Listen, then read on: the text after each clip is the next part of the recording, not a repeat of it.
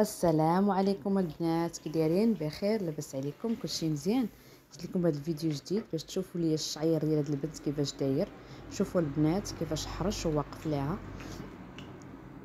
اللهم الاحسن ديروا لها الترطيبه باش يهبط لها. ديجا مقرد لها بالترطيبه، ولكن صايبت على شي وحده وخرجت لها. وجدت لعندي انا نصاوب لها الترطيبه، ودابا هنا بديت البنات بلاكيتو على شعرها، وعاد باش خليتو لها ساعه لاروب. عاد باش جيت دابا غادي نخدم لها. من الطريقه الاولى ما صورتهاش لكم البنات وسمحوا لي، ولكن راه كاينه في التيك توك البنات، كاينه عندي في التيك توك. لا بغيتو تدخلوا الطريقه كامله. بالنسبه للتيك توك ديالي سميتو راشا بيوتي بلونجلي، وراشا بيوتي بالعربيه راشا للجمال. ندخلوا البنات باش تشوفوا الطريقه من الاول حتى الاخر. البوماده هي هذه البنات اللي درت لها فابيليس اللي ولات في بلاصه كلاد ما بقاتش. هنا من بعد ما ساليتو ليها خليتو ليها واحد 10 دقائق من وراء خدمت يديا.